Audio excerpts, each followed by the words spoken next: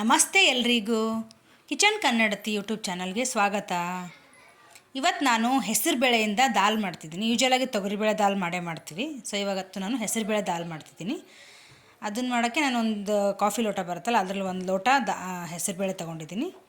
ಹಾಗೆ ಅದಕ್ಕೆ 3 ಲೋಟ ನೀರು, ಕರೆಕ್ಟಾಗಿ 1 ಲೋಟ ಹೆಸರು ಬೇಳೆಗೆ 3 ಲೋಟ ನೀರು. ಅದನ್ನು ಸ್ವಲ್ಪ ಹಾಕ್ಕೊಂಡು ಫಸ್ಟು ತೊಳ್ಕೊಂಡ್ಬಿಟ್ಟು ಆಮೇಲೆ ತಿರ್ಗಾ ನೀರು ಹಾಕಿ ಒಂದು ಸ್ವಲ್ಪ ಅರಿಶಿನ ಪುಡಿ ಮತ್ತು ಸ್ವಲ್ಪ ಎಣ್ಣೆ. ಅರಿಶಿನ ಪುಡಿ ಏನಕ್ಕಂತಂದರೆ ಅದು ಕಲರ್ ಚೆನ್ನಾಗಿ ಬರುತ್ತೆ ದಾಲ್ದು. ಹಾಗೆ ಸ್ವಲ್ಪ ಹಾಕ್ಕೊಂಡು ಒಂಚೂರು ಎಣ್ಣೆ ಹಾಕಿದ್ರೆ ಅದು ಆಚೆ ಬರಲ್ಲ ಅಂತ, ಅದು ನೀರು ಆಚೆ ಬರಲ್ಲ ಅಂತ ಸ್ವಲ್ಪ ಹಾಕ್ಕೊಂಡೆ. ಅದನ್ನು ಕೂಗ್ಸೋಕ್ಕಿಟ್ಟಿದ್ದೀನಿ, 1-2 ಕೂಗು.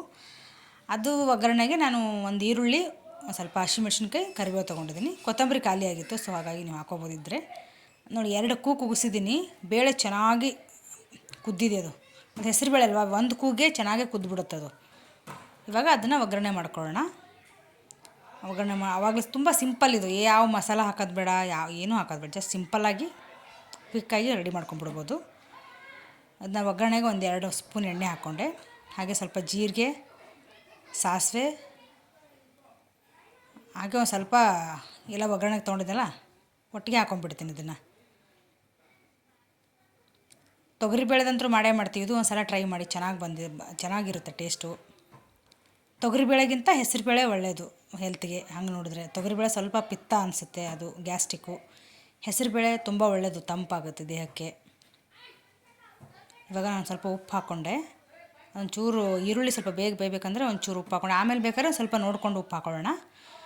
ಈಗ ಒಂಚೂರು ಹಾಕ್ಕೊಂಡಿರೋದ್ರಿಂದ ಈಗ ಸ್ವಲ್ಪ ಈರುಳ್ಳಿ ಬೆಂದಿದೆ. ಈ ಟೈಮಲ್ಲಿ ಸ್ವಲ್ಪ ಅರಿಶಿನ ಪುಡಿ ಹಾಕ್ಕೊಂಡು, ಒಟ್ಟಿನಲ್ಲಿ ಈರುಳ್ಳಿ ಸ್ವಲ್ಪ ಹಸಿ ವಾಸನೆ ಹೋಗಬೇಕದು, ಅಲ್ಲಿವರೆಗೂ ಚೆನ್ನಾಗಿ ಫ್ರೈ ಆಗಬೇಕು. ಸ್ವಲ್ಪ ಮೇಲೆ ಮುಚ್ಚಿಟ್ರೆ ಬೇಗನೆ ಬೇಯುತ್ತೆ ಈರುಳ್ಳಿ. ಈಗ ಆಲ್ಮೋಸ್ಟ್ ಬೆಂದಿದೆ. ಈಗ ನಾನು ಬೇಳೆ ಬೇಯಿಸ್ಕೊಂಡಿದ್ದೆನಲ್ಲ ಕುಕ್ಕರಲ್ಲಿ, ಅದನ್ನು ಅದಕ್ಕೆ ಹಾಕೋತಿದ್ದೀನಿ. ಹೆಸರುಬೇಳೆಲ್ಲ ಒಂದು ಕೂಗಲ್ಲೇ ಕೂಗ್ಬಿಡುತ್ತೆ. ಈಗ ನಾನು ಅಷ್ಟೇ ತಿಕ್ಕಾಗಬೇಕಂದ್ರೆ, ನೀವು ಗಟ್ಟಿನೇ ಬೇಕಂದ್ರೆ ನೀವು ಅಷ್ಟು ನೀರು ಜಾಸ್ತಿ ಹಾಕ್ಕೊಳ್ತಾ ಇದ್ರೂ ನಡೀತದೆ. ಇನ್ನೊಂಚೂರು ಸ್ವಲ್ಪ ತೆಳು ಬೇಕಂತ ಇಷ್ಟಪಡೋರು ಈ ಥರ ಇನ್ನೊಂದು ಸ್ವಲ್ಪ ಕುಕ್ಕರ್ಗೆ ಸ್ವಲ್ಪ ಬೇಳೆ ಎಲ್ಲ ಇತ್ತು, ಹಾಗಾಗಿ ನಾನು ಸ್ವಲ್ಪ ಕುಕ್ಕರಲ್ಲಿ ನೀರು ಹಾಕಿ ಇನ್ನೊಂದು ಸ್ವಲ್ಪ ಹಾಕ್ಕೊಂಡೆ. ಅದಕ್ಕೊಂದು ಸ್ವಲ್ಪ ಸಕ್ಕರೆ ಹಾಕೋತಿದ್ದೀನಿ. ತುಂಬ ಚೆನ್ನಾಗಿರುತ್ತೆ ಸಕ್ಕರೆ ಹಾಕ್ಕೊಂಡ್ರೆ.